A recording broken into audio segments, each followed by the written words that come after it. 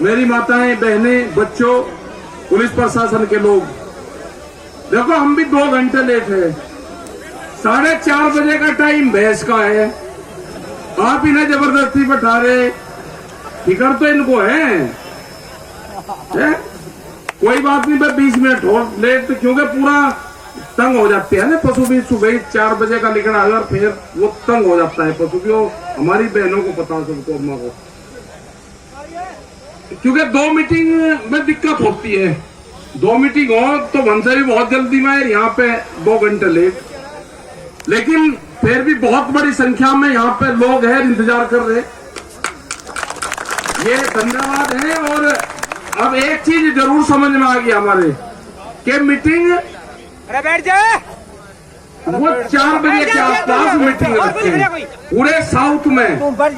शाम की मीटिंग होती है वहाँ पे, ना टेंट की जरूरत है, ना कोई धूप लगती। अपना काम करके रोटी पानी खा के और 3 बजे आ जाओ और 5 और 6 बजे तक मीटिंग होती है। पूरे साउथ में यही है। तो ये ठीक शुरुआत है। यहाँ पे देख लिया हमने कि मीटिंग शाम की 4 बजे की रखो और अपना वहीं गांव में खाना खाकर अपना फिर चले जाओ, ये ठीक है। देखो हालात ज्यादा खराब है, सरकार अभी मान नहीं रही, धरने भी दे रहे। कई लाख आदमी दिल्ली के चारों तरफ पड़ा, धरने दे रखे पूरे मजबूती से। और अब भी ये है कि किसान फ्री फंड में यहां से चले जाए, देना लेना कुछ ना पड़े। व्यापारियों की इतनी बड़ी हमदर्द सरकार है। एमएसपी पे कानून नहीं बनाने को तैयार, क्योंकि अगर एमएसपी पे कानून बन जाएगा तो फिर बाजरा 2100 रुपया से कम पे कोई भी व्यापारी खरीद नहीं करने का।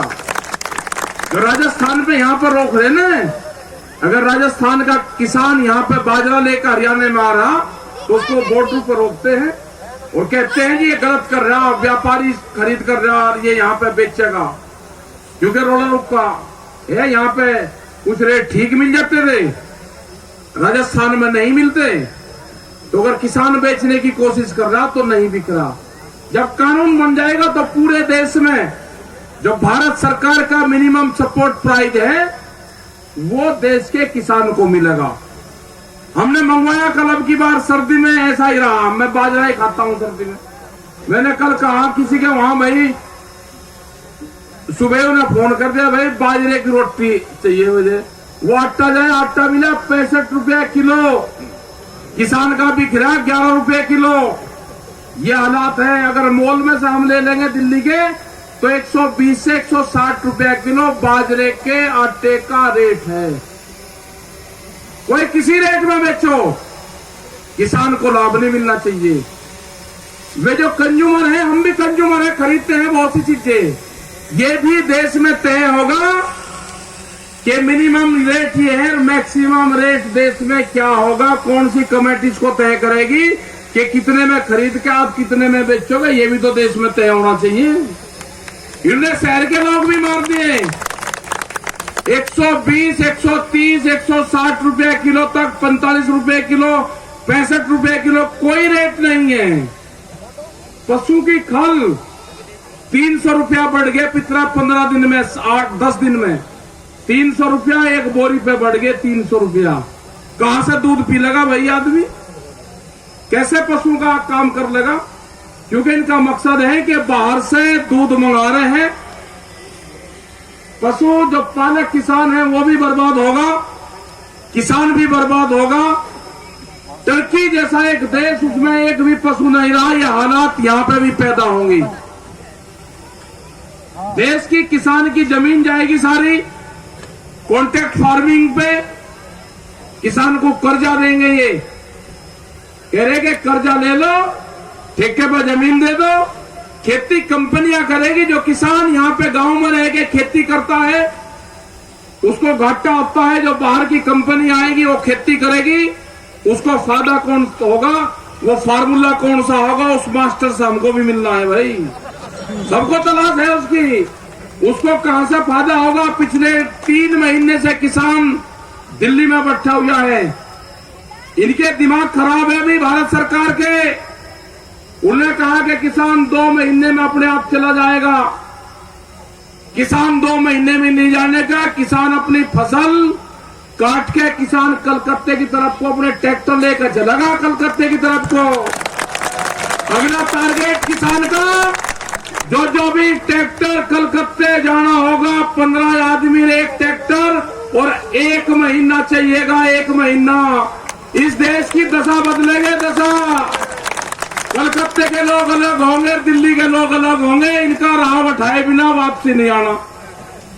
1 महीने की तैयारी कलकत्ते की कर लियो, इनका राह बैठा कलकत्ते में भी किसान बहुत दुखी है, उनकी भी लड़ाई लड़नी पड़ेगी हमें। लड़ाई लड़ोगे ना कलकत्ते की?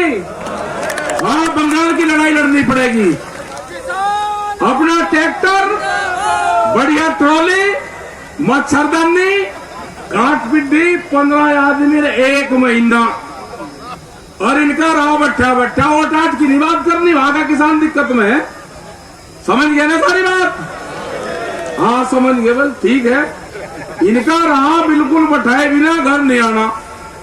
6 महीने में इनका सबका राह बैठ जाएगा। कोई दूर थोड़ा, कलकत्ता भी 1000 किलोमीटर है, यहां से भूसा 1000 ट्रैक्टर वाले 500 किलोमीटर 24 घंटे में तार कर लोट फेर कर दे दूसरे दिन। 4 दिन लगेंगे जाने में, 5 दिन, और 20 दिन का वहां पर झटकर 15 दिन फेर, 10 दिन वापसी में, 25 दिन में राह बैठ जाएगा सबका। अपना दिमाग में रखना, कभी भी कॉल हो सके। और दिल्ली पे भी अपना ध्यान रखो, अपने खेत पे भी ध्यान रखो। इनका दिमाग ठीक करे बिना आएंगे नहीं। जो इन्हें कील गाड़ी ना दिल्ली में, इनकी एक का कील काट गाड़ी पड़ेगी हमें, एक का कील काटेंगे। ये कर रहे, बकवास कर रहे दिल्ली में बैठ के, किसान की तफरी ले रहे। हमने कहा कि कमेटी के लोगों से बात कर लो, कहने का नहीं, फसल कटाई आ गई नहीं, तो चले जाएंगे 1 महीने में। अरे हमने भी प्लान बना दिया, जब राजस्थान में कटाई शुरू होगी और पंजाब में 1 महीने का फर्क है। राजस्थान वाला किसान आ जाएगा, पंजाब वाला कुछ घर चले जाएगा, इतना पंजाब वाला झटका मारेगा। हम इनका राह बताओगे, अपने प्रोग्राम बनवाने ना भाई। अभी तो बेजन का गोला लाठी तो किसान ने दिल्ली के चारों तरफ को दे रखी, गोला लाठी तो दे रखी, दिल्ली के चारों तरफ को गोला लाठी तो दे रखी। एक वो अधिकारी था कस्टम में, उसका गोला लाठी का नहीं पता था। उसने कहा कि जी गोला लाठी क्या है? उसने कहा भाई एक बागपत का यहाँ पे इंस्पेक्टर वो बता सके, तो उसने वो बागपत का इंस्पेक्टर बुलवा लिया। आरटीओ पर उनका ऑफिस है, कमरा बंद कर लिया। कहने लगा यार गोला लाठी क्या है कि दे दूंगा। कहने लगे कैसे है? समान का यही है कि देख कैसे देनी पड़ेगी जी। वो चपड़ासी बुला लिया भीतर कमरे में, और वो चपड़ासी डालिया उन्होंने, दोनों ने चपड़ासी के हाथ बांध लिए, वो डंडा उसके पैर में दे दिया कि यह गोला लाठी है। तो ये तो भाई बुढ़े दिया करे थे गोला लाठी है। ये किसान ने गोला लाठी तो दे रखी दिल्ली के चारों तरफ। अभी भी समझ में नहीं आई इनकी, आगे समझ में। अपने खेत पर नजर रखो, दिल्ली के आंदोलन पर नजर रखो, और पूरे देश में कहीं पे भी जाना पड़ेगा अपने ट्रैक्टर में तेल भरवा कर रखो। देश में हल क्रांति भी होगी, अभी तो हल क्रांति रह रही, हल क्रांति होगी। जो भी खेत में औजार इस्तेमाल होते हैं, नाम तो उनका लेते नहीं है, फिर कहेंगे आपने नाम लिया, उन्हें अपना राख लियो, अपना सिंगवा के, क्योंकि गुस्सा हटाने के काम आओगे ना वो। अपना तेल चपटा लगा के ठीक रख लियो उसको। ये क्षेत्र वही है, इन्होंने बड़ी बड़ी लड़ाइयां लड़ी, इनके पास में कोई बंदूक और वो नहीं थी। इन्होंने खेत के औजारों से इस क्षेत्र में लड़ाइयां लड़ी है। जो बाहर के आक्रमणकारी आए वे 1600 और 2000 किलोमीटर, उनके पास में कोई संसाधन नहीं थे, इन्हीं क्षेत्र में लड़ाई लड़ी। उनके पास में कोई गाड़ी घोड़ा नहीं थे, वे हाथी उठ पाते थे यहाँ पे घोड़ों पे। अरे हमारे पास तो ट्रैक्टर है, 1000 किलोमीटर तक तो हम भी जा सके, कोई दिक्कत थोड़ा है। वे आए बाहर के आक्रमणकारी यहाँ पे, इन पूरे क्षेत्र में लड़ाई लड़ी हमारी। जो खाप पंचायत व्यवस्था थी, जो हमारे गांव के किसान थे, उन्हें तो आज से कई कई 100 साल पहले 700 साल पहले लड़ाइयां लड़ी उन्होंने। आज नहीं लड़ाई लड़ सकते इनसे। जाएंगे जो चौधरी युद्धवीर सिंह जी ने कहा कि दिल्ली पे कभी भी कॉल हो सकती है, अपने ट्रैक्टर में तेल ताल घेर के फिट रखियो, इनका बगैर इलाज करे वापसी नहीं आना हमको। 3 मिल वापसी नहीं होंगे, एमएसपी पे कानून नहीं बनेगा जब तक किसान घर वापसी नहीं होगा। हमने कहा कि हमारे पंच भी वही है जो 40 लोग हैं, हमारा मंच भी सिंगो बॉर्डर है। ना मंच बदलेंगे ना पंच बदलेंगे, कोई नहीं बदला जाएगा। उन 40 लोगों पे देश के किसानों ने विश्वास करा है, कोई दिक्कत नहीं है, उन्हीं से ही लड़ाई लड़ी जाएगी पूर्ण रूप से। पूरी सपोर्ट जिस तरह से हरियाणा राजस्थान के लोग जिस तरह से साथ में आए हैं, ये लड़ाई पूरे देश की है। जब 300-400 किलोमीटर का क्षेत्र दिल्ली के चारों तरफ का मजबूती से आता है तो पूरे देश के किसानों को फायदा होगा। आपकी तरफ देख रहा है आसाम का किसान भी, वहां से भी उनके फोन आ रहे हैं, वहां के लोग आ रहे हैं। तमिलनाडु, महाराष्ट्र, गुजरात, आंध्र प्रदेश, पूरे देश का किसान आपकी तरफ को देख रहा है। आप तैयार रहो, कभी भी कॉल हो सकती है। आप यहाँ पे आए, इतनी देर तक बैठे रहे, आपका बहुत बहुत धन्यवाद। सब लोगों का जय हिंद, जय भारत, जय हरियाणा।